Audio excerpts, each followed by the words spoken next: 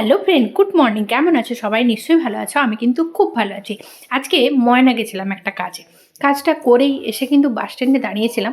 এসে মনে হলো পাপাই ঘরে আছে, পাপার জন্য একটা কিছু নেওয়া যায়। অনেক দিন ধরে বলছিল পিৎজা খাবে। আর আমাদের এখানে পিৎজা দোকান খুব একটা ভালো নেই, তাই জন্য ময়নায় একটা পিৎজা দোকান হয়েছে নতুন, আড্ডা পিৎজা বলে দোকান হয়েছে, সেটাতে চলে গেলাম। দেখলাম যে ব্যাপারটা কীরকম কী, গিয়ে একটু জিজ্ঞেস করলাম। ভাবলাম যদি দাম বেশি হয় তখন কিনবো না। বড়বাবুকে জিজ্ঞেস করে নিলাম ফোন করে যে কিনবো কিনা। বড়বাবু বলল চলে এসো, কিনে নাও। বড়বাবু আমাকে খুব একটা কোনোতেই বাধা দেয় না। চলো এখানটা কেমন একটা মানে তোমাদেরকে পুরোটা দেখাই, কি সুন্দর সুন্দর করে সাজিয়েছে, দারুণ জিনিস, মানে একদম দারুণ জায়গাটা। পরে কখনো বসে খেতে যাব, এখন তো ঘরে নিয়ে এলাম। চলো, আর যেহেতু আমি একাই গিয়েছিলাম তাই জন্য পার্সেলটাও করে নিয়েছিলাম। অর্ডার আমি দিয়ে কিন্তু বসে গেছিলাম একটা মিডিয়াম সাইজের পিৎজা, যেটা আমি বাড়ি নিয়ে যাব। চলো দেখো সব চেয়ার টেবিল বসার জায়গাগুলো কেমন লাগছে বলো। আরও দুজন ছিল, তারপরে লাস্টের দিকে অনেকে চলে এসেছিলো। তোমাদের কেমন লাগছে পুরো জায়গাটা বলো তো? নিশ্চয়ই ভালো। আর আমাদের এখানে ময়নাতে এত সুন্দর সুন্দর রেস্টুরেন্ট হবে আমরা কখনো ভাবতেই পারিনি, যেটা আমাদের কাছে অনেক। তারপরে আমার নেওয়া হয়ে গেছে অলরেডি, আর আমি উঠে পড়েছি বাসে। দেখো বাসে উঠে বসে গেছিলাম, আর পাশে আমার পিৎজার মানে প্যাকেটটাও রয়েছে। বাড়ি গিয়ে দেখাবো পিৎজাটা কেমন দেখতে খাওয়ার সময়।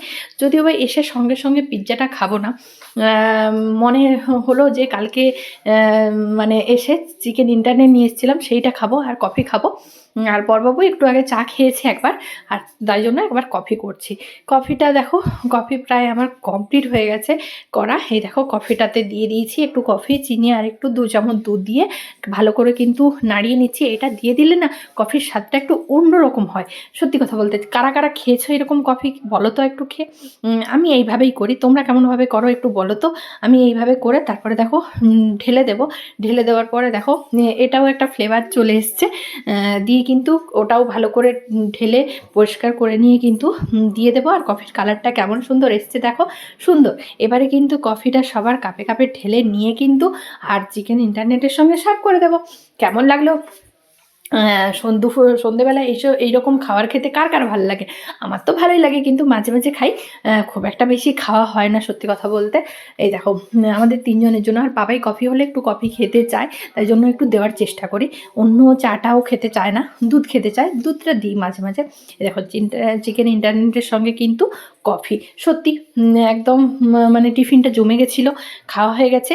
তারপরে দেখো চলে যাচ্ছিলাম বড়বাবুর জন্য, আর মানে বড়বাবুর জন্য আর পাপার জন্য। আর রাত্রিবেলা তো নিয়ে চলে এসেছিলাম পিৎজা, আর পিৎজাটা কেটে নিয়েছিলাম। এবার একটু গরম করতে হবে, গরম না করলে কিন্তু একদমই ভালো লাগবে না। চিজগুলো একদম বসে গেছে, চিজগুলো একটু নরম নরম না হলে কিন্তু একদমই ভালো লাগে না। চলো এবারে আস্তে আস্তে করে গরম করি, তোমরা দেখতে থাকো। এই দেখো হাফ গরম হয়ে গেছে, সেটা নিয়ে চলে এসেছি। আর হাফটা গরম করতে দিয়েছি মাইক্রোওভেনে। পুরোটা ঢুকছিল না একসঙ্গে, মাইক্রোওভেনটা তো অনেকটা ছোট, পুরোটা একসঙ্গে ঢুকছিল না। তারপরে দেখো সমস্ত জিনিসটা কেটে কেটে দিয়ে দিয়েছি। আমার দুটো, পাপায় দুটো, আর আমার দুটো, মানে 6টা পিস ছিল। তারপরে দেখো বাবাই কিন্তু খেতে একদম মানে ভালো লাগছিল, আর বাবাই খুব কিন্তু খুশি হচ্ছিলো। কিন্তু আমাদের এখানে একটা ছোট পিৎজা দোকান আছে ঘরোয়া মতো, তাতেও পিৎজাটা কিন্তু খুব সুন্দর করে। বলছে মা এটা একটু দোকানের মতো করেছে, এটা একটু অন্য রকম।